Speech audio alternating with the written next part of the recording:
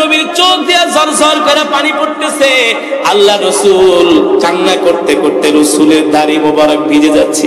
আবু তালহাকে ডাক দিয়া আল্লাহ রাসূল তার হাতে হাত রেখা বলে, আবু তালহা রে, তুমি দুনিয়ার জন্য এত কোরবানি করেছো, দুনিয়ার জন্য এত ত্যাগ স্বীকার করেছো, তোমার সম্পদ আল্লাহ রাস্তায় দান করতে করতে এখন তুমি মাত্র একটা মাত্র কাপড়ের মালিক।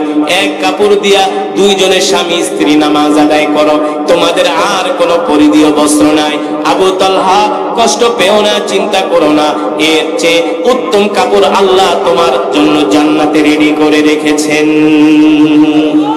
আল্লাহ রাসূল বলছেন, আমার একটা সাহাবী তোমাদের জন্য তারকা তুল্য। অন্ধকার রাত্রিতে যখন চন্দ্রের আলো দেখা যায়, তখন অন্ধকার রাত্রিটাও কেমন যেন আলোকিত হয়ে যায়, ঠিক কিনা বলুন? কণ্টনা কিন্ন পথ, সরু পথ, বাঁকা পথ, আঁকা বাঁকা পথ, সেই আলোতে দেখা যায় কি যায় না? আল্লাহ তাআলা রাসূল বলছেন, উম্মত, এই দুনিয়া জমিন হলো আঁকা বাঁকা পথ, ওই পথ তুমি তখন সোজা করতে পারবে যখন একমাত্র আমার সাহাবীদেরকে অনুসরণ করবে, ঠিক কিনা বলো? দেখুন আল্লাহ রাসূলের সাহাবীরা দ্বীনের জন্য কতটা পাগল পারা ছিলেন, আল্লাহর হুকুমকে তারা কিভাবে মানতেন, আল্লাহর বিধানকে তারা কিভাবে অনুসরণ করতেন। আল্লাহ তাআলা কোরআনুল কারীমের একটা আয়াত নাযিল করে দিলেন, লান তানালুল বিররা হাত্তা তুনফিকু মিম্মা তুহিব্বুন ওয়া মা তুনফিকু মিন শাইইন ফাইন্নাল্লাহা বিহি আলীম। আল্লাহু আকবার। এই সূরাটা যখন নাযিল হলো, এই আয়াতটা যখন নাযিল হলো, আল্লাহ রাসূলের কাছে হযরতে জিবরাইল আলাইহিস সালাম যখন ওহী নিয়ে আসলেন, আল্লাহ তাআলা এই আয়াতের মধ্যে বলছেন, নবী, তারাই প্রকৃত মুমিন যারা কিনা আল্লাহ তাআলাকে সন্তুষ্ট করার জন্য তাদের পছন্দের জিনিস দান করে দেয়। কি করে দেয়? তাদের পছন্দের জিনিস আল্লাহ রাস্তায় দান করে দেয়, তারাই হলো প্রকৃত মুমিন, প্রকৃত ঈমানদার তারাই যারা তাদের পছন্দের জিনিস আল্লাহ রাস্তায় দান করে দেয়। আল্লাহু আকবার। লান তানালুল বিররা হাত্তা তুনফিকু মিম্মা তুহিব্বুন। আপনি ততক্ষণ পর্যন্ত মুমিন হবেন না যতক্ষণ পর্যন্ত আপনার প্রিয় বস্তু আল্লাহ রাস্তায় দান না করবেন। ওই সময়ের প্রেক্ষাপটে আল্লাহ তাআলা আয়াত নাযিল করলেন সাহাবীদের ঈমান যাচাই করার জন্য, তারা আল্লাহ তাআলার বিধানের প্রতি তাদের কেমন ভালোবাসা, কেমন শ্রদ্ধা, আল্লাহ তাআলার হুকুমের প্রতি তারা কেমন আনুগত্যশীল, আল্লাহ রাসূলকে তারা কেমন ভাবে ভালোবাসেন।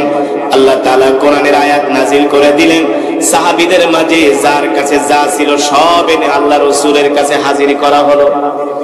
রাসূলের একজন সাহাবী যার নাম হলো আবু তালহা, নাম কি? হযরতে আবু তালহা রাদিয়াল্লাহু তাআলা আনহু, তিনি ছিলেন মদিনার সবচেয়ে বড় খেজুরের বাগানের মালিক। মদিনার সবচেয়ে বড় খেজুরের বাগানের মালিক। ওই বাগানের ভিতরে শুধু খেজুর না, খেজুরের গাছ না, ওই বাগানের মধ্যে একটা পানির কূপও আছে। বর্তমানেও আরবে যেমন করে তেলের চেয়ে পানির দাম বেশি, 1450 বছর আগে একই অবস্থা ছিল। কারণ সেই সময়ে তো মরুভূমি ছিল, ঠিক না বলো?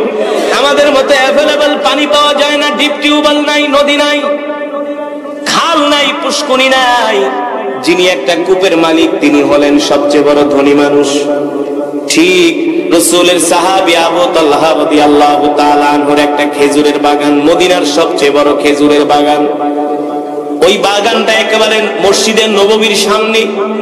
আমরা যে হজ করার জন্য মদিনা শরীফে যাই, হজে যাই, উমরায় যাই, যে মদিনাতুল মুনাওয়ারা, যে রাসূলের রওজা, যে মসজিদটা মদিনাতুত তাইয়্যিবা, মসজিদে নববী, যেটাকে বলা হয় হারাম, দ্বিতীয় হারাম, এই মসজিদে নববীর গেটের সামনে একেবারে হযরতে আবু তালহার খেজুরের বাগান।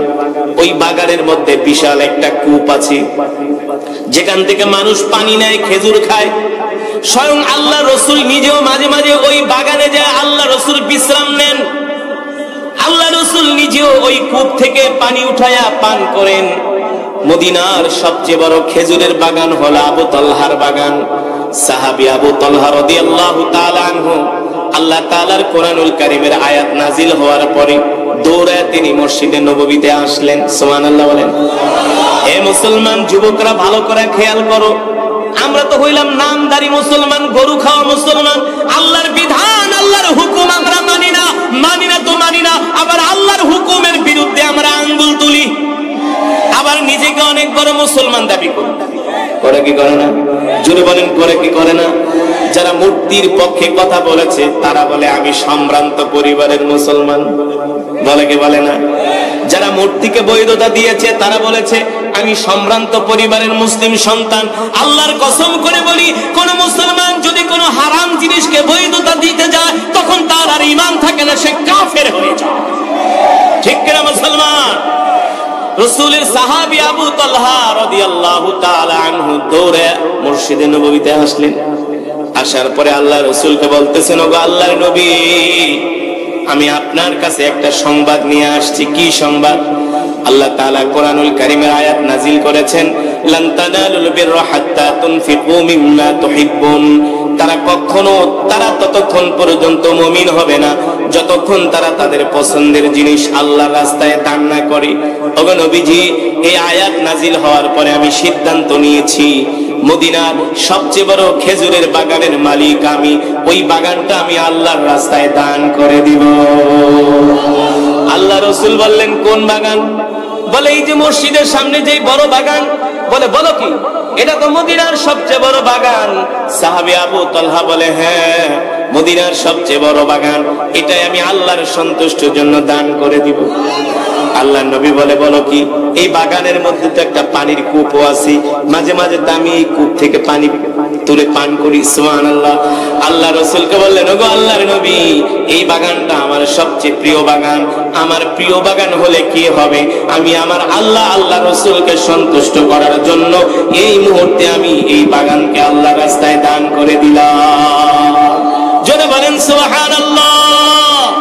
ও মুসলমান, যারা ঈমানদার, যারা মুমিন, তারা এমনই হয়, ঠিক কিনা বলেন? দুনিয়ার কাজে সব সময় তারা পিছনে থাকে, কিন্তু দ্বীনের কাজে তারা হয় অগ্রগামী, ঠিক কিনা বলেন? ও মুসলমান, আল্লাহর রাস্তায় তাদের এই বাগানটা দান করে দিলেন হযরতে আবু তালহা। শুধু এখানেই শেষ নয়, এখানেই শেষ নয় রে মুসলমান, এই যুবক এখানেই শেষ না। আবু তালহা রাদিয়াল্লাহু তাআলা আনহু রাসূলের সাহাবী, তিনি কিন্তু প্রথমেই মুসলমান ছিলেন না, তিনিও কিন্তু সাধারণ আরবদের মতো একজন মূর্তি পূজক ছিলেন। তিনিও কিন্তু মূর্তি পূজা করতেন, তিনিও কিন্তু লাত মানাতের পূজা করতেন। কিন্তু আল্লাহ রাসূলের হাতে হাত রেখে মূর্তি পূজা বাদ দিয়া তিনি কালেমা পড়ে মুসলমান হয়ে গেলেন। আল্লাহু আকবার। কি ছিল তাদের দ্বীনের জন্য কোরবানি, ইসলামের জন্য তাদের ত্যাগ, কিভাবে তারা দ্বীনের জন্য তাদের জান মাল দিয়েছেন। মক্কা থেকে 3000 কাফের মদিনায় আক্রমণ করার জন্য তারা মদিনা অভিমুখে রওনা হলেন। আল্লাহ রাসূলের কাছে সংবাদ আসলো, ওগো নবীজি, মক্কা থেকে কাফেরদের নেতৃত্বে 3000 কাফের আসতেছে মদিনায় হামলা করার জন্য। এই ঘোষণা যখন আসলো, কি করা যায়, কি করা যায়? আল্লাহ রাসূল 800 সাহাবী নিয়ে উহুদের ময়দানে যুদ্ধ করার জন্য বেরিয়ে গেলেন। আল্লাহু আকবার। সেই যুদ্ধের ময়দানেও রাসূলের সাহাবী আবু তালহা সবার সামনে, যুদ্ধের ময়দানেও রাসূলের সাহাবী আবু তালহা সবার সামনে তরবারি নিয়ে, তরবারি উঁচু করে করে আবু তালহা সবার আগে যুদ্ধের ময়দানে যায়। মানুষ ডাক দেয়, ও আবু তালহা, হাতে কি? বলে হাতে তরবারি। বলে কি করবা? বলে শিকারের অপেক্ষায় আছে। কেমন ঈমান ছিল তাদের! আর বর্তমানে যুবকদেরকে যদি কোনো ইসলামী আন্দোলনে ডাকা হয়, আল্লাহ রাসূলকে কাফের, মুশরিক, বেঈমান, নাস্তিকরা গালি দেয়। এই আন্দোলনে যদি ডাকা হয়, যুবকদেরকে খুঁজে পাওয়া যায় না, পুলিশের মাইর খাইতে পারেন না, ঠিক কিনা বলেন? আবার আয়েশা বলে, হুজুর আপনারা কি শিক্ষা দেন যে ছাত্রদেরকে নিয়ে রাস্তায় যান? আরে ছাত্রদেরকে নিয়ে রাস্তায় যাই আল্লাহ রাসূলের ইজ্জত রক্ষা করার জন্য। যদি আল্লাহ রাসূলের ইজ্জত রক্ষা করতে না পারি, তাহলে এই মাদ্রাসা রাখার কোনো দরকার নাই, ঠিক কিনা বলেন? নাস্তিক বেঈমানরা দেখবেন মাঝে মাঝে টকশোর ভিতরে বলে, হুজুররা মাদ্রাসার ছাত্র নিয়ে রাস্তায় যায়, পুলিশের সাথে মিছিল করে, মিটিং করে, লাঠি চার্জ করে পুলিশরা আমাদের বাচ্চাদেরকে। আমরা বলি, ও মুসলমান, আমরা হলাম রাসূলের উম্মত। রাসূলের উম্মত হয়ে যদি রাসূলের ইজ্জত রক্ষা করতে না পারি, হাসরের ময়দানে আল্লাহর নবীকে চেহারা দেখাতে পারবো না, ঠিক কিনা বলেন? ওই যে রাসূলের সাহাবী আবু তালহা মূর্তি পূজক ছিলেন, মূর্তি পূজক, সেখান থেকে কালেমা পড়ে মুসলমান হলেন। কালেমা পড়ে মুসলমান মুসলমান হওয়ার পরে নিজের সবচেয়ে পছন্দের খেজুরের বাগানটা দান করে দিলেন আল্লাহর রাস্তায়। যে বাগানের নাম হলো বাইরুহা। নাম কি জোরে বলেন? যে বাগানের নাম হলো বাইরুহা। শুধু আল্লাহর রাস্তায় বাগানটাই দান করেন নাই, সাহাবী আবু তালহা রাদিয়াল্লাহু তাআলা আনহু যুদ্ধের ময়দানে সবার আগে আগে, যুদ্ধের ময়দানে সবার আগে আগে সাহাবীরা ডাক দিয়ে বলে, আবু তালহা তুমি এমন ভাবে সামনে যেও না, নিজেকে আরেকটু সংযম করো। আবু তালহা বলে, সংযমের সময় নাই, শিকারের অপেক্ষায় আছি, যেটাকে পাবো সেটাকেই হত্যা করব। আল্লাহু আকবার। আবু তালহা সবার আগে আগে। আল্লাহ তাআলা কোরআনুল কারীমে সে কথাই বলছেন, ইন্নাল্লাহা আশতারা মিনাল মুমিনিনা আনফুসাহুম ওয়া আমওয়ালাহুম বিআন্না লাহুমুল জান্নাহ ইউকাতিলুনা ফি সাবিলিল্লাহি ফায়াকতুলুনা ওয়া ইউকতালুন। আল্লাহ রাব্বুল আলামিন বলেন, নবী আপনি বলে দেন, নিশ্চয় আমি মুমিনের জান মালকে জান্নাতের বিনিময়ে ক্রয় করে নিয়েছি। আল্লাহ তাআলা যারা মুমিন তাদের জান মালকে আল্লাহ তাআলা জান্নাতের বিনিময়ে ক্রয় করে নিয়েছে। ক্রয়, আপনার আমার জান মাল আল্লাহ তাআলা কিনে নিয়েছেন। কিনে কিসের বিনিময়ে? জান্নাতের বিনিময়ে। ঠিক কিনা বলেন? এটা আমার কথা না, কে বলেছেন? আরো জোরে বলেন কে? আল্লাহ তাআলা বলে, আমি শুধু মুমিনের জান মালকে ক্রয় করে নেই নাই, মুমিনকে যখন দ্বীনের ময়দানে, জিহাদের ময়দানে ডাক দেওয়া হয়, মুমিন সবার অগ্রভাগে থাকে। ঠিক কিনা বলেন? ইউকাতিলুনা ফি সাবিলিল্লাহি ফায়াকতুলুনা ওয়া ইউকতালুন। মুমিন যখন যুদ্ধের ময়দানে যায়, মুমিন যুদ্ধের ময়দানে যায় কাফেরদেরকে হত্যা করে। শুধু কাফেরদেরকে হত্যা করে না, কাফেরদেরকে হত্যা করতে করতে নিজেও শহীদ হয়ে যায়। ঠিক কিনা মুসলমান? ওই মক্কা থেকে 3000 কাফের যখন মদিনায় হামলা করলো, আল্লাহ রাসূল 800 সাহাবী নিয়ে তিনি উহুদের ময়দানে গেলেন। সকালবেলা যুদ্ধ শুরু হয়ে গেল। প্রথম আঘাতেই মক্কার কাফেরেরা লন্ডভন্ড হয়ে মক্কার দিকে রওনা শুরু করলেন। প্রথম আঘাতে সকালবেলা মক্কার কাফেরদের সংখ্যা হলো 3000। কয় হাজার? আর মুসলমানের সংখ্যা মাত্র 800। কয়শো? মুসলমানের সংখ্যা মাত্র 800 আর মক্কার কাফেরদের সংখ্যা 3000।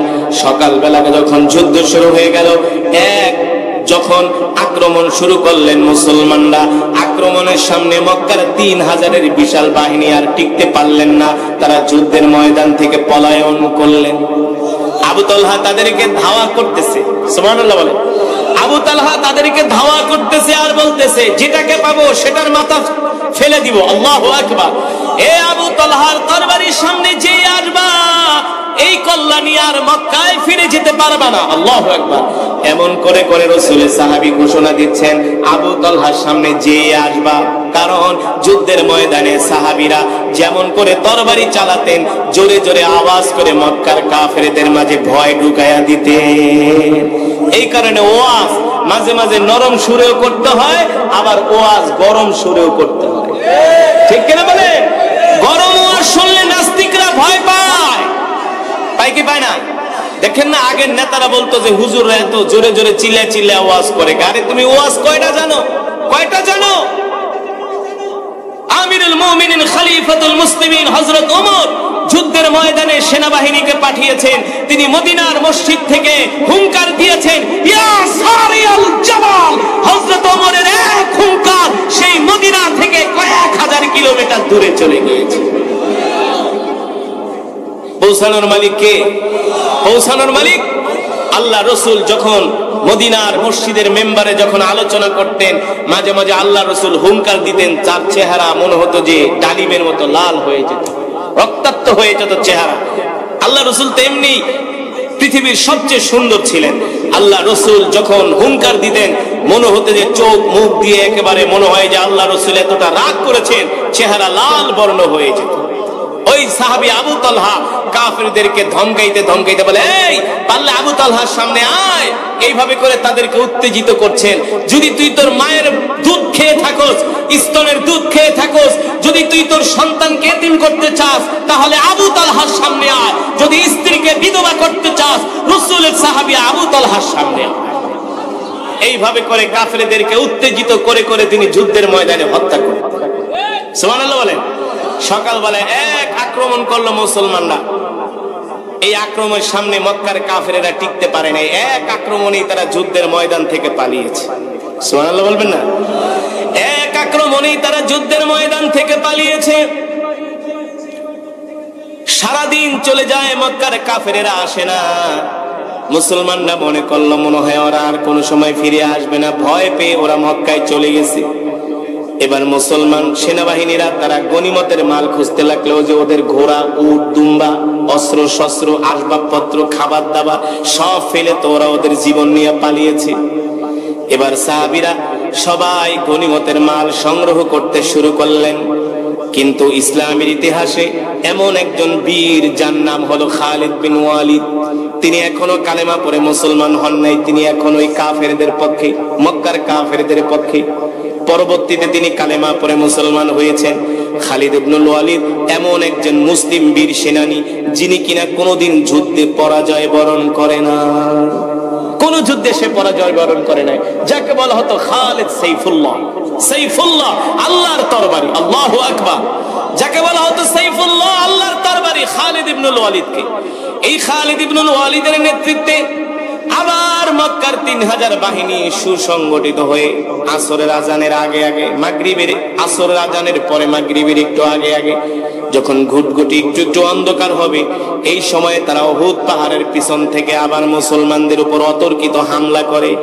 তাদের উদ্দেশ্য ছিল আল্লাহর পয়গম্বর মুহাম্মদ সাল্লাল্লাহু আলাইহি সাল্লামকে দুনিয়ার জমিন থেকে বিদায় করে দেওয়া। বলেন নাউজুবিল্লাহ। তাদের উদ্দেশ্য, তাদের টার্গেট হলো মুহাম্মদকে দুনিয়ার জমিন থেকে বিদায় করে দাও, দুনিয়া ঠান্ডা হয়ে যাবে। বলেন নাউজুবিল্লাহ, জোরে বলেন নাউজুবিল্লাহ। তারা আল্লাহ রাসূলকে চতুর্দিকে ঘিরে ধরলেন। আল্লাহ রাসূলের দিকে মক্কার কাফেরেরা তীর ছুঁড়তে শুরু করলেন, তরবারি দিয়ে আঘাত করতে শুরু করলেন আল্লাহ রাসূলকে শেষ করে দেওয়ার জন্য। এই দৃশ্য দেখলেন রাসূলের সাহাবী আবু তালহা রাদিয়াল্লাহু তাআলা আনহু, তিনি দূর থেকে দেখতেছেন। তিনি মক্কার কাফেরদেরকে উদ্দেশ্য করে বলে, এ কাপুরুষের দলেরা, তোরা মুহাম্মদ সাল্লাল্লাহু আলাইহি সাল্লামের উপর কেন আক্রমণ করস? পারলে আমার উপর আক্রমণ কর। মানে তাদের উদ্দেশ্য ছিল তাদেরকে উত্তেজিত করে আল্লাহ রাসূলের থেকে, তাদের আল্লাহ রাসূলের থেকে নজর ফিরে তার দিকে নজর দেওয়া, যাতে করে আল্লাহ রাসূলের গায়ে তারা আঘাত করতে না পারে। এই কথা বলে রাসূলের সাহাবী আবু তালহা এক দৌড় মেরে আল্লাহ রাসূলের সামনে যায়, রাসূলকে পিছনে দিয়ে আবু তালহা আল্লাহ রাসূলকে রক্ষা করার জন্য তিনি ঢাল হিসাবে দাঁড়িয়ে গেলেন। আর আল্লাহ নবীকে বলতেছেন, ওগো আল্লাহর পয়গম্বর, মক্কার কাফেরদের যত তীরের আঘাত, তরবারি আঘাত আমার গায়ে লাগুক, আল্লাহর পয়গম্বরের গায়ে আমি একটা ফুলের টোকাও সহ্য করব না। ওগো নবীজি, মক্কার কাফেরদের তীরের আঘাত, তরবারির আঘাত সব আবু তালহার গায়ে লাগুক, আল্লাহ রাসূলের গায়ে যাতে একটা ফুলের টোকাও না লাগে। দেখেন, যুদ্ধের ময়দানে এমন একটা কঠিন পরিস্থিতি, বৃষ্টির মতো তীর ছুটতেছে আল্লাহ রাসূলকে শেষ করে দেওয়ার জন্য। প্রতিটা তীর সাহাবী আবু তালহার গায়ের মধ্যে বিদ্ধ হচ্ছে। তিনি হাত দিয়া তীর ফিরাচ্ছেন, কিন্তু আল্লাহ রাসূলের গায়ে যাতে একটা ফুলের টোকাও লাগতে না পারে, তিনি তার শরীর দিয়া, বুক দিয়া তীরগুলো তার বুকের ভিতরে পেতে দিচ্ছেন। মাঝে মাঝে আল্লাহ রাসূল মাথা উঁচু করে দেখে যে কাফেররা কি গতিতে আক্রমণ করে। ওই পরিস্থিতিতেও রাসূলের সাহাবী আবু তালহা কেমন সাহসী, আল্লাহ রাসূলকে ডাক দিয়া বলে, গো আল্লাহ রাসূল, আপনি মাথা উঁচু করবেন না, কাফেররা যদি আপনাকে দেখতে পায়, কলিজার টুকরা রাসূলকে দুনিয়ার জমিন থেকে তারা বিদায় করে দিবে। ওগো রাসূল, আমি শহীদ হয়ে যাই, আমার সন্তান এতিম হয়ে যাক, এতে করে আমার কোনো দুঃখ নাই, কোনো ক্ষতি নাই। আল্লাহ রাসূলের উপরে একটা ফুলের টোকা পড়বে, এটা আমি আবু তালহা মেনে নিতে পারি না। কেমন রাসূলের আশিক ছিল, ঠিক কিনা বলো? কেমন ছিল তাদের ঈমান, কেমন ছিল তাদের ঈমান? শুধু এখানেই শেষ নয়, এই সাহাবী আবু তালহা উহুদের ময়দানে যখন যুদ্ধ শেষ হয়ে গেল, তখন গণনা করা হয়েছিল তার শরীরের মধ্যে 70টার উপরে তীরের আঘাত লেগেছে। কয়টা? 70টার উপরেও তীরের আঘাত, তরবারির আঘাত লেগেছে। সাহাবী আবু তালহা তারপরেও যুদ্ধের ময়দান থেকে ফিরে আসে নাই। আল্লাহু আকবার। শুধু এখানেই শেষ নয়, রাসূলের সাহাবী আবু তালহা ওই যে আল্লাহর রাস্তায় তার সব সম্পদ দান করে দিলেন, তার আদরের, তার প্রিয় খেজুরের বাগান, শখের বাগান, সেটাও আল্লাহর রাস্তায় সাহাবী আবু তালহা দান করে দিলেন। সাহাবী আবু তালহা তার সব সম্পদগুলো আল্লাহ তাআলার রাস্তায় দান করে আবু তালহা একেবারে নিঃস্ব হয়ে গেলেন, নিঃস্ব। এখন আর বাজার করার পয়সা নাই। সাহাবী আবু তালহার এমন হয়েছে কাপড় কেনার পয়সা নাই। এক কাপড়ে স্বামী আর স্ত্রী দুইজন এক কাপড় পরিধান করে। ও মা বোনেরা ভালো করে খেয়াল করেন, অনেক মা বোনেরা আছেন স্বামী টাকা পয়সা একটু ইনকাম কম করলে স্বামীর সাথে ঝগড়া করে। আছে কি? আছে না? আছে না? সব অফিসার ঘুষ খায় না, সুদ খায় না, তেমন টাকা পয়সা ইনকাম করতে পারে না। এই কারণে তিনি প্রতিদিন ঝগড়া করে আর বলে পাশের বাসার ওই ভাবির হাজবেন্ড এত টাকা ইনকাম করে, তুমি কেন পারো না? ঠিক কিনা বলেন? মানুষ যখন হালাল খায় তখন তার ইনকাম এমনি দুর্বল হয়ে যায়, ঠিক কিনা? রাসূল সাহাবী আবু তালহা মাত্র একটা কাপড় স্বামী আর স্ত্রী দুইজন পরিধান করে। বলতে পারেন হুজুর কিভাবে? যখন আবু তালহা দুনিয়ার কাজ কাম করে তখন তার স্ত্রীকে গুহার মধ্যে ঢুকায় দেয়, তার স্ত্রী উলঙ্গ অবস্থায় থাকে। আবার আবু তালহার কাপড়টা তার স্ত্রীকে দেয়, সে দুনিয়ার কাজ কাম করে, আবার আবু তালহা গুহার মধ্যে ঢুকে যায়। আহ, কেমন ছিল রাসূলের সাহাবীদের জীবন! কত কষ্টের জীবন ছিল সাহাবী আবু তালহা। কিন্তু তিনি কি গরিব ছিলেন নাকি? গরিব ছিলেন? দরিদ্র ছিলেন? মদিনার সবচেয়ে বড় সম্পদশালী ছিলেন সাহাবী আবু তালহা। মদিনার সবচেয়ে বড় খেজুরের বাগানের মালিক ছিলেন আবু তালহা। নিজের সব সম্পদগুলো আল্লাহর রাস্তায় দান করে দিয়েছে। আল্লাহু আকবার। শুধু এখানেই শেষ নয়, প্রতিদিন সাহাবীরা ফজরের নামাজ আদায় করার জন্য আল্লাহ রাসূলের পিছনে মসজিদে নববীতে যায়। আল্লাহ রাসূল যখন নামাজের সালাম ফিরান, সমস্ত সাহাবীরা আল্লাহ রাসূলের মজমায় বসে বসে কোরআনের বয়ান শুনেন ফজরের পরে। কিন্তু সাহাবী আবু তালহা প্রতিদিন আল্লাহ রাসূল সালাম ফিরানোর সাথে সাথে তিনি দৌড়ায় বাড়িতে চলে আসেন, আল্লাহ রাসূলের মজমায় বসেন না। এইভাবে একদিন, দুই দিন, তিন দিন যখন চলতে লাগলো, অনেক সাহাবীরা আল্লাহ রাসূলের কাছে বিচার দিলেন, নালিশ করলেন, ওগো নবীজি, আপনি যখন ফজরের পরে কোরআনের বয়ান করেন, আমরা বসা বসা কোরআনের বয়ান শুনি, কিন্তু আপনার সাহাবী আবু তালহা আপনার বয়ান শুনে না, সে ফজরের সালাম ফিরানোর সাথে সাথে দৌড়ায় বাড়িতে চলে যায়। আল্লাহ রাসূল বলেন, বলো কি? বলে হ্যাঁ।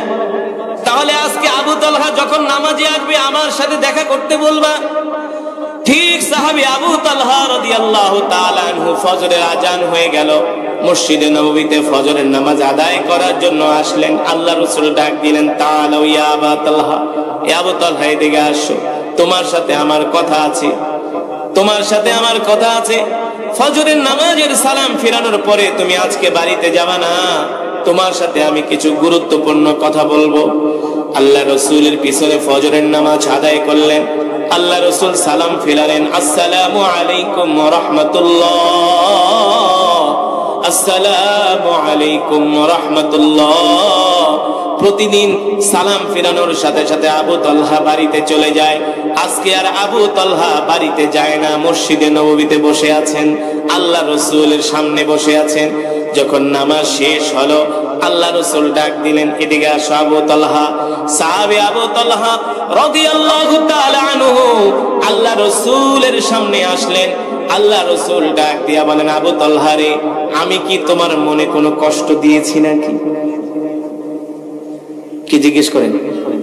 আল্লাহ রাসূল ডাক দিয়া বলে, আবু তালহা, আমি কি তোমার মনে কোনো কষ্ট দিয়েছি নাকি? এই কথা শোনার পরে সাহাবী আবু তালহা চোখ দিয়া ঝরঝর করে পানি পড়তেছে। সাহাবী আবু তালহা ডাক দিয়া বলে, গো আল্লাহর নবী, আপনি কি বলেন?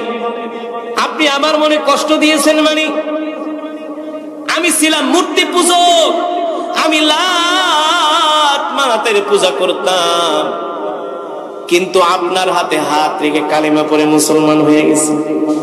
বাপ দাদার ধর্ম ছাইরা দিছি, নিজের যত সম্পদ ছিল সব সম্পদ আল্লাহর রাস্তায় দান করে দিছি আপনার মহব্বতে। শুধু এখানেই শেষ নয় গো, ওগো আল্লাহর নবী, আপনার মহব্বতে আমি যুদ্ধের ময়দানে সবার অগ্রভাগে থেকেছি। আল্লাহু আকবার। ফিদাকা বি উম্মি ইয়া রাসূলুল্লাহ, ফিদাকা বি উম্মি ইয়া রাসূলুল্লাহ। ওগো আল্লাহর নবী, আপনার জন্য আমার মা বাবা কুরবান হয়ে যাক। সুবহানাল্লাহ বলেন, আরো জোরে বলেন সুবহানাল্লাহ। ওগো আল্লাহর নবী, আপনার জন্য আমার মা বাবা কুরবান হয়ে যাক। আপনি কি বলেন? আমি আপনার উপর রাগ করেছি কেন গো? ওগো আল্লাহর নবী, আপনি এই কথা বললেন। আল্লাহর নবী ডাক দিয়ে বলে, আবু তালহা রে, প্রতিদিন আমি নামাজের পরে কোরআন থেকে বয়ান করি, সব সাহাবীরা বৈশা বৈশা বয়ান শোনে, তুমি নাকি আমার মজমায় বসো না, সালাম ফিরানোর সাথে সাথে দৌড়ায় বাড়িতে চলে যাও।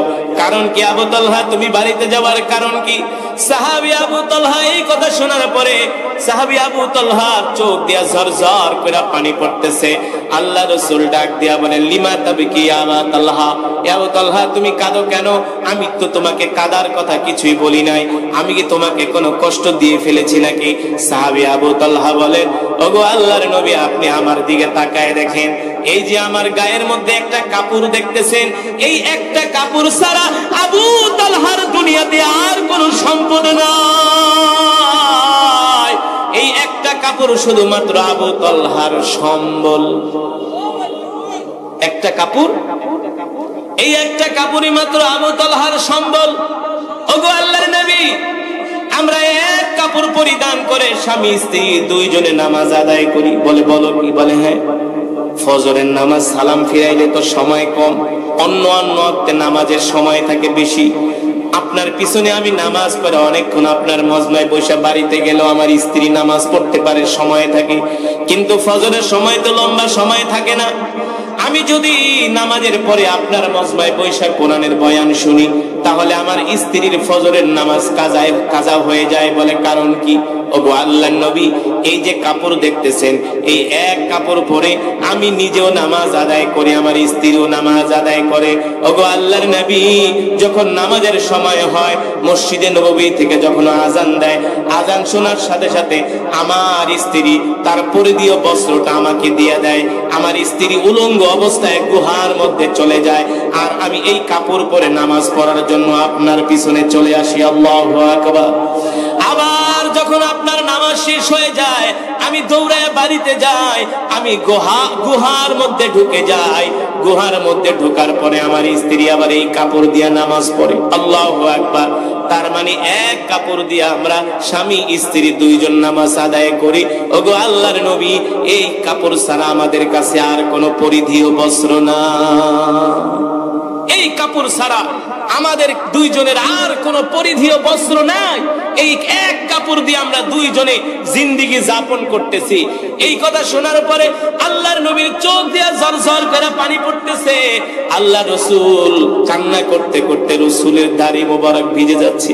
আবু তালহাকে ডাক দিয়া আল্লাহ রাসূল তার হাতে হাত রেখা বলে, আবু তালহা রে, তুমি দুনিয়ার জন্য এত কোরবানি করেছো, দুনিয়ার জন্য এত ত্যাগ স্বীকার করেছো, তোমার সম্পদ আল্লাহ রাস্তায় দান করতে করতে এখন তুমি মাত্র একটা মাত্র কাপড়ের মালিক।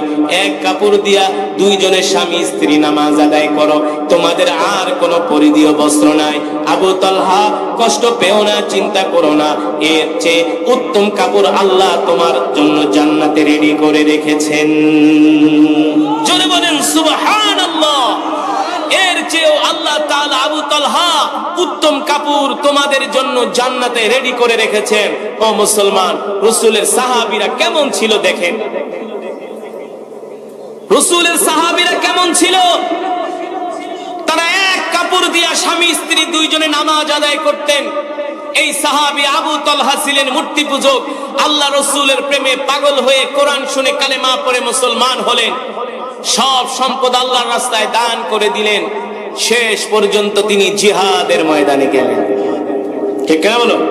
শেষ পর্যন্ত তিনি জিহাদের ময়দানে পর্যন্ত গেছেন। এখানেই শেষ নয়, আবু তালহার বয়স যখন 70 বছর। কত বছর? আমাদের তো ঈমান দুর্বল। এই সাহাবী আবু তালহার বয়স যখন 70 বছর, 70 বছর বয়স হলে একটা মানুষ তখন কি অবস্থা হয়ে যায়, জীর্ণ শীর্ণ বৃদ্ধ হয়ে যায়। সেই 70 বছর বয়সে সাহাবী আবু তালহা যুদ্ধের ময়দানে যাওয়ার জন্য তিনি প্রস্তুতি নিচ্ছেন। তিনি তার সন্তানদেরকে বলছেন, আমাকে অস্ত্র দাও, আমি 100 বছর বয়সে আমি যুদ্ধের ময়দানে যাব। সন্তানরা বলে, আপনার যাওয়ার প্রয়োজন নাই, আমরাই তো আছি, আপনার পক্ষ থেকে আমরাই যুদ্ধে যাই। বলে, না, আমি যুদ্ধে যেয়ে শহীদ হব। আল্লাহু আকবার। তিনি একটা নৌ অভিযানে বেরিয়ে গেলেন। যখন যুদ্ধের ময়দানে তিনি নৌ অভিযানে বের হলেন, সমুদ্রের ভিতরে জাহাজ চলতে লাগলো। যুদ্ধের ময়দানের দিকে যাচ্ছেন। সেই পথের মধ্যে সাহাবী আবু তালহা ওই নৌপথে জাহাজের মধ্যে তিনি ইন্তেকাল করেন। তার লাশ 7 দিন পর্যন্ত জাহাজের মধ্যে পড়েছিল, তার লাশ পচেও নাই, গলেও নাই। 7 দিন পর্যন্ত তার লাশ অক্ষত ছিল। কি ছিল? সেই জায়গায় তার বরফ নাই যে বরফ দেওয়া লাগবে, কারণ সে তো শহীদ, সে তো আল্লাহর রাস্তায় নিজের জীবন দেওয়ার জন্য বের হয়েছে, ঠিক কিনা বলেন? এই কারণে শহীদের লাশ কখনো পচেও না, কখনো গলেও না। শহীদের লাশের হেফাজত করেন কে? জোরে বলুন, কে? মুসলমান। আমরা তো আল্লাহর রাস্তায় জিহাদ করবো তো দূরের কথা, আমরা তো এখন ঠিক মতো নামাজই পড়ি না, ঠিক কিনা বলেন? ঠিক মতো সালাত আদায় করি না। এই রাসূলের সাহাবী আবু তালহা এক কাপড় দিয়া স্বামী স্ত্রী দুইজনে নামাজ পড়েছেন। আমরা তো নামাজ পড়বো কিভাবে? আমাদের ঘরে তো একটা কাপড় ছাড়া আর কোনো কাপড় নাই, ঠিক না? কথা বলে না? এক কাপড় ছাড়া আমাদের ঘরে আর কোনো কাপড় নাই, আমরা নামাজ পড়বো কিভাবে? অনেক ভাইদেরকে যখন নামাজের কথা বলি, ভাই চলেন নামাজে, হুজুর আমার প্যান্ট নষ্ট, আমার লুঙ্গি নষ্ট, মানে তার মনে হয় আর কোনো কাপড় নাই। এই সমস্ত অজুহাত দিয়ে কি নামাজ বাদ দেওয়া যাবে? যদি বলুন যাবে। যদি বলেন আল্লাহ হাসরের ময়দানে আমি অসুস্থ ছিলাম, এই কারণে নামাজ পড়তে পারি নাই, আল্লাহ তাআলা বলবে আমার পয়গম্বর আইয়ুব, সেও 18 বছর অসুস্থ ছিল, কোনোদিন নামাজ ছাড়ে নাই, ঠিক কিনা বলেন? যদি বলেন আল্লাহ আমি জেলখানায় গেছি নামাজ পড়তে পারি নাই, আল্লাহ তাআলা বলবে আমার পয়গম্বর ইউসুফ, সেও জেলখানায় ছিল, কোনোদিন নামাজ ছেড়ে দেয় নাই, ঠিক কিনা বলুন? এই কারণে মুসলমান, আজকের মাহফিল থেকে আপনাদেরকে উদাত্ত আহ্বান জানাবো, আমাদেরকে 5 ওয়াক্ত নামাজ জামাতের সাথে আদায় করতে হবে, ঠিক কিনা বলেন? মুমিন হওয়ার প্রথম শর্ত হলো 5 ওয়াক্ত সালাত। মান তারাকা সালাতান মুতাআম্মিদান ফাকাদ কাফারা। যে নামাজ পড়ে না তার মাঝে আর কুফরির মাঝে কোনো পার্থক্য থাকে না, ঠিক কিনা বলেন? যে নামাজ ছেড়ে দেয় সে আল্লাহর সাথে সরাসরি কুফরি করলো। এই কারণে আজকের মাহফিল থেকে আপনাদেরকে উদাত্ত আহ্বান জানাবো, আমরা 5 ওয়াক্ত নামাজ পড়বো তো ইনশাআল্লাহ, জামাতের সাথে আদায় করবো তো ইনশাআল্লাহ। কে কে করবো হাত উঠে আল্লাহ তাআলাকে দেখায় দে, লিল্লাহি তাকবীর, লিল্লাহি তাকবীর। মান কার, জমিন কার? কোরআনে আছে কি আছে না? কোরআনে নাই? এই আসমান জমিন পৃথিবী নদী নালা সূর্য চন্দ্র পাহাড় যা কিছু দেখছি সব কিছু সৃষ্টি হলো আমার আল্লাহ তাআলা, ঠিক কিনা বলুন?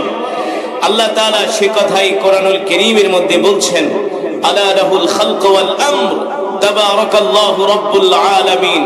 আমি আপনাদের সামনে যে কোরআনুল কারীমের তেলাওয়াত করলাম, এতক্ষণ পর্যন্ত যে কোরআনুল কারীমের তেলাওয়াত করেছি, আল্লাহর নবী জনাবে মুহাম্মদুর রাসূলুল্লাহ মুহাব্বতের সাথে পড়ে সাল্লাল্লাহু তাআলা আলাইহি ওয়াসাল্লাম যখন মক্কার জমিনে কোরআন পড়তেন, মক্কার কাফেরেরা আবু জেহেল, আবু লাহাব, উতবা, শাইবা, ওলীদ ইবনে মুগীরারা এই কোরআনের তেলাওয়াতে বাধা দিত, ঠিক কিনা বলুন?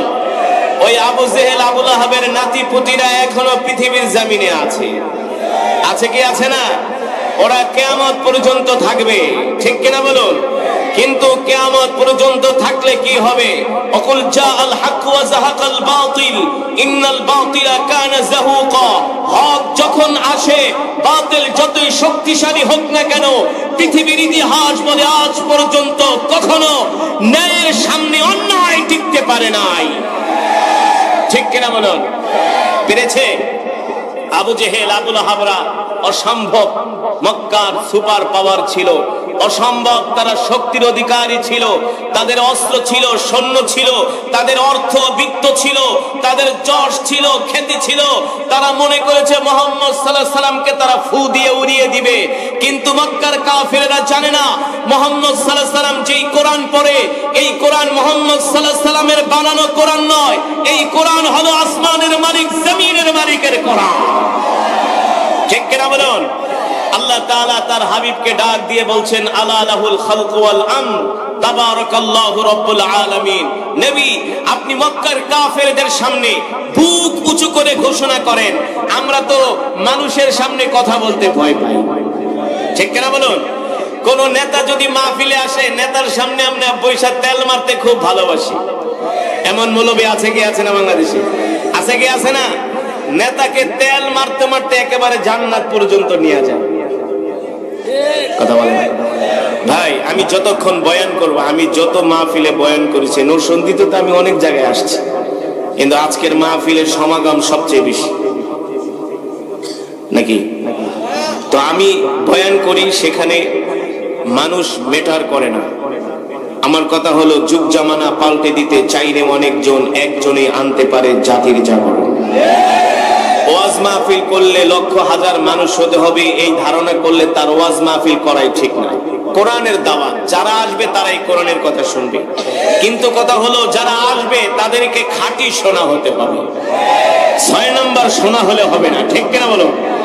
যতক্ষণ বয়ান চলবে ময়দান কাঁপবে। কথা বলে না? কথা বলে না? যতক্ষণ বয়ান চলবে, নাস্তিক মুরতাদ বেঈমানরা যারা ইতিপূর্বে কোরআনের বিরুদ্ধে আঙ্গুল তুলেছিল, ঠিক কিনা বলো, যারা উলামায়ে কেরামকে জোর করে বাতিলকে হক বানাতে চেয়েছিল, যারা মূর্তিকে বৈধতা দেওয়ার চেষ্টা করেছিল, ঠিক কিনা বলুন? 17টা বছর আমরা অনেক কষ্ট করেছি। হক কথা বলতে গেলে শুধু আয়েশা স্লিপ দিত, স্লিপ। হুজুর হুজুর একটু সাবধান, উপরের চাপ আছে। কিন্তু আলহামদুলিল্লাহ আমরাও বলেছি তোমাদের উপরের চাপ থাকতে পারে, কিন্তু আমাদের উপর থেকে এমন বড় চাপ আছে, যেই চাপ আমাদের সহ্য করার ক্ষমতা তোমার 14 গোষ্ঠীরও নাই। ঠিক কিনা বলুন? তোমাদের চাপ হলো একজন মহিলা কিংবা একজন পুরুষের চাপ, আর আমাদের মাথার উপর চাপ হলো সারা পৃথিবীর একচ্ছত্র ক্ষমতার মালিকের চাপ। ঠিক কিনা বলুন?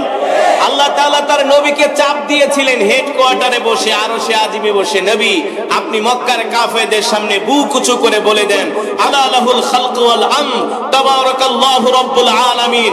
এই মক্কার কাফেরেরা শুনে রাখো, আমি আল্লাহর পয়গম্বর মুহাম্মদ সাল্লাল্লাহু আলাইহি সাল্লাম আজ থেকে ঘোষণা করছি, তোমরা মনে করছো আমি একা, আমি দুর্বল, তোমরা মনে করো আমাকে ফু দিয়া তোমরা উড়াই দিবা, এটা তোমাদের ভুল ধারণা। আমি মুহাম্মদ সাল্লাল্লাহু আলাইহি সাল্লাম যে কোরআন পড়ি, এই কোরআন হলো আল্লাহর জবানের কালাম। আমার মালিক ঘোষণা করছেন, আজ থেকে আলা লাহুল খালকু ওয়াল আমর তাবারাকাল্লাহু রাব্বুল আলামিন। নবী তাকওয়িন কণ্ঠে ঘোষণা করে দেন, আজ থেকে আসমান চাল, আইন চলবে তা, জমিন চাল, বিধান চলবে তা।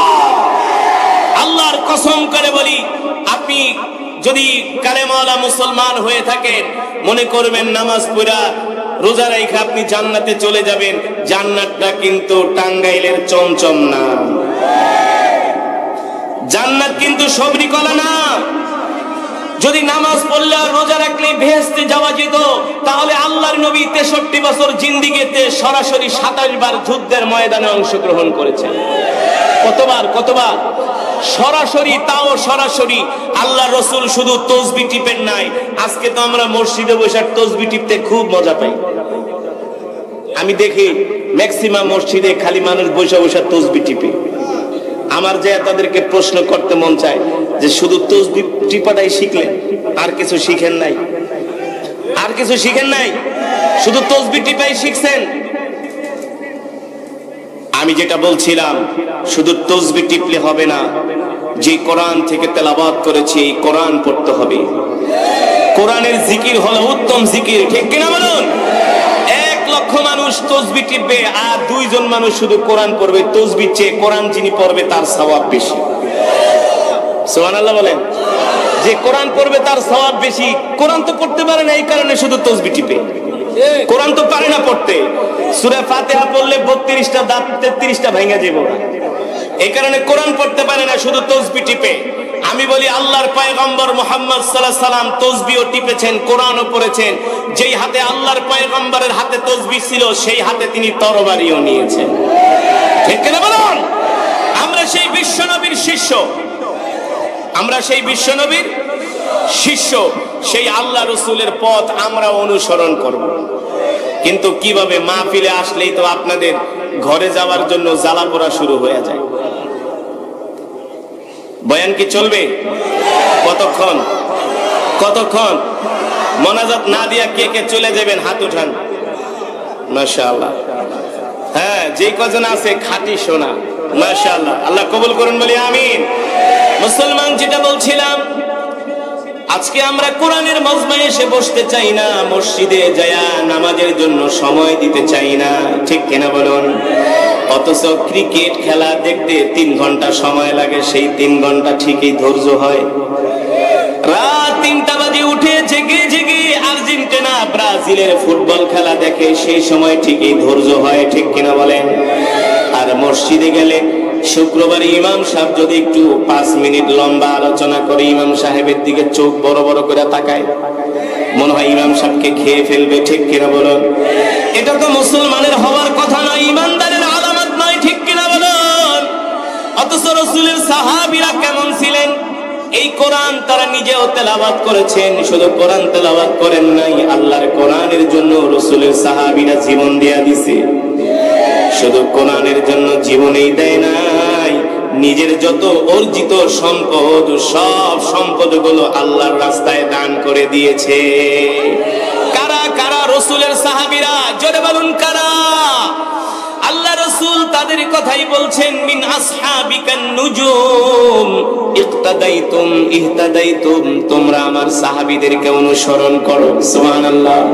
আমরা আল্লাহ তাআলার সাথে ওয়াদা করি, বলি আল্লাহ, আরো জোরে বলি আল্লাহ। ওয়াদা করলাম আর কোনদিন নামাজ ছেড়ে দিব না। আল্লাহ আমাদের কবুল করে নেন। হাত নামান। নামাজ পড়বেন তো ইনশাআল্লাহ? নামাজ ছাড়া যাবে না। 5 ওয়াক্ত নামাজ জামাতের সাথে আদায় করবেন, ঠিক কিনা বলেন? আর আজকে যে মাদ্রাসার উদ্যোগে মাহফিল, মাদ্রাসাতুস সুফা নরসিংদী, এই মাদ্রাসার দিকে আপনারা সুদৃষ্টি রাখবেন, এই মাদ্রাসার দিকে আপনাদের ভালোবাসার দৃষ্টি রাখবেন। এই মাদ্রাসায় আপনারা আপনাদের সন্তানদেরকে ভর্তি করাবেন, এই মাদ্রাসায় আপনাদের ছেলে মেয়েদেরকে ভর্তি করাবেন। এখানে পুরুষ শাখাও আছে, মহিলা শাখাও আছে। মাশাআল্লাহ, আপনাদের সন্তানদেরকে ভর্তি করায় হাফেজ, হাফেজা, আলেম, আলেমা বানাবেন। আল্লাহ তাআলা এই দ্বীনি প্রতিষ্ঠান, এই মাহফিলকে আল্লাহ তাআলা কিয়ামত পর্যন্ত কবুল করুন বলি আমিন। বসেন, আমরা মোনাজাত দিব, মোনাজাত দিয়ে বাড়িতে যাব ইনশাআল্লাহ। ধন্যবাদ আমাদের সম্মানিত ওস্তাদ, আমাদের আজকের প্রধান ওয়াইজ আন্তর্জাতিক প্রতিষ্ঠান